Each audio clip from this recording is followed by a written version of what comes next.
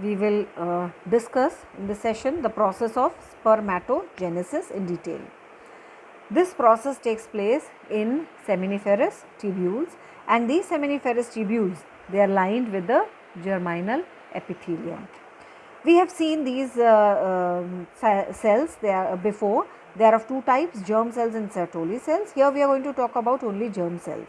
So, this layer, it shows the germinal epithelium, and these cells, this layer is germinal epithelium, these cells, they show the germ cells. So, this cell in the center, this cell is what we are going to talk about. What exactly happens? Germ cells, they are capable of undergoing meiosis, that is reduction division, to form gametes or sperms in this place. So, this germ cell, this you can see, is the one which we will see here. So, this germ cell, it enters into the first phase of spermatogenesis. We have already discussed the stages in the previous session. So, it is going to enter into the first phase, that is the multiplication phase. In multiplication phase, the germ cells, they enter into mitotic phase of division to form two cells. So, there are two daughter cells which are going to be produced, and here these germ cells, they are diploid. You can see 2n. That means they are 2n, or the set of chromosomes is going to be 2. Since the division is taking place, the type of division which is taking place here is mitosis, so the daughter cells will also be diploid. The multiplication is going to continue, and these cells divide further to form more diploid cells. These are the cells which are produced here after mitosis. They are called as spermatogonia. They are diploid cells, and division which has taken place, I told you, is mitotic division. So, as a result of mitotic division, only multiplication has taken place. Now, this spermatogonia cells which are formed, some of these spermatogonia cells, some of them they are going to behave as type A, the stem cells, and some of them are going to behave differently. So, say for example, these spermatogonia which are going to behave like a stem cell. So, see, stem cell means that they are going to undergo only multiplication to form more and more spermatogonia.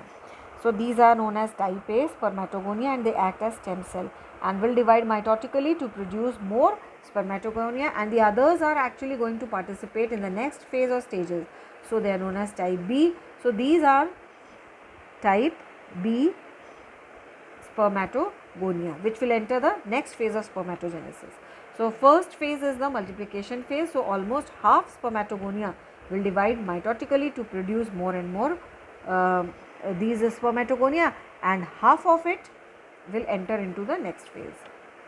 So, you can see these are the ones which will enter the next phase, and this will be stem cell. So, if we see one from this, it will be easy to track one. So, we are taking this one. It is going to enter into the next phase, and the next phase is the growth phase. Now, because of growth, the cell that is spermatogonium is going to grow bigger. This cell, you have seen, they have taken this shape bigger, increase in size, accumulate the nutrients, but here the nutrients which get accumulated are the ones which are secreted by the germinal epithelium. So, what has happened here? Growth has taken place in this cell. Now, because of this growth phase, the cell size has become larger, and only size has increased. There is no change in the genetic makeup. So, this is also again a diploid cell, and we call it primary spermatocyte. So, after this, what we have got here is primary spermatocyte. This is also a diploid cell. Up till now, we have seen two subphases have been completed. First was the multiplication phase where mitotic division has taken place, and second phase is the growth phase where the cell enlarged due to nutrition. Now, this cell enters into the next phase, that is maturation phase. It is actually what? It is the meiotic division. This meiotic division is completed in two parts, that is meiosis 1 and meiosis 2. So, this cell which is primary spermatocyte undergoes meiosis 1 to form two haploid cells. Meiosis 1 is the reduction division. So, these cells which are produced are haploid and they are known as secondary spermatocyte. Both these cells will undergo meiosis II. Now, these cells will undergo meiosis II. So, here they will divide by the second part of the meiosis, resulting in the formation of two daughter cells from each parent cell. Or we can say from the cell of meiosis I. So, these are haploid because this the first division was meiosis, and here this one is meiotic division has taken place, that is the part 2. Meiotic division part 2 or meiosis part 2 is same as that of equational division or mitosis. So, there is no change in the chromosome number. We started with a diploid cell, it undergoes meiosis I reduction division. So, chromosome number have been reduced to half. Meiosis II is the equational division. So, chromosome number remains the same. So, the cell that is secondary spermatocyte from which the division start is going to form 4 daughter cells, and they all would be haploid. These cells are known as spermatids.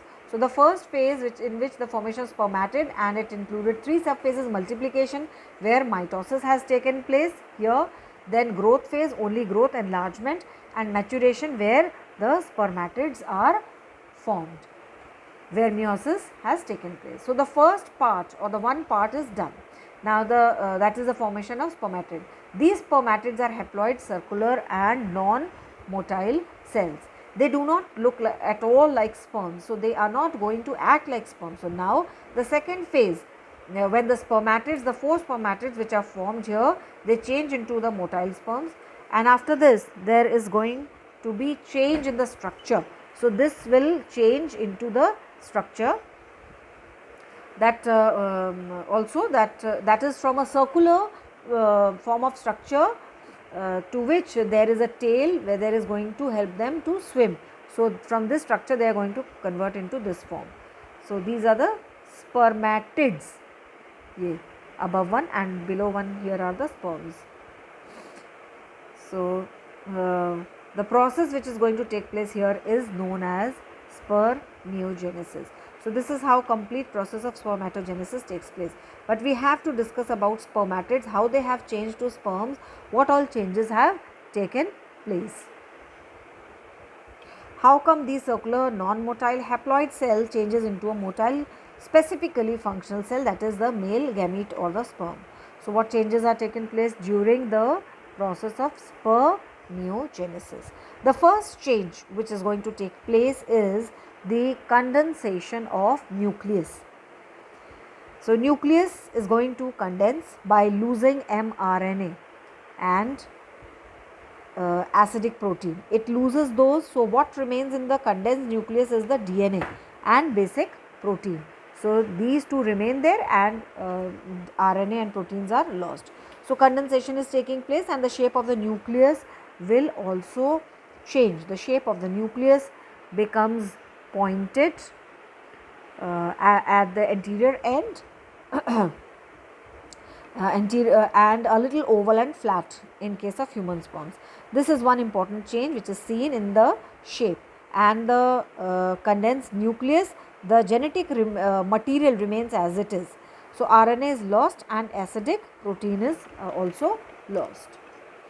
What remains inside the nucleus is the basic protein and DNA. Next, in the Golgi bodies, the major part forms the acrosome. See, actually what happens is this Golgi bodies, it breaks apart into 2 parts. The bigger one changes into the acrosome and the remaining part, which later on degenerates, is known as Golgi rest. This acrosome will produce or secrete the sperm lysine, also known as hyaluronidase, and this sperm lysins are actually the enzymes which are going to digest all the layers which are around the egg, so that the sperm nucleus can penetrate into the egg.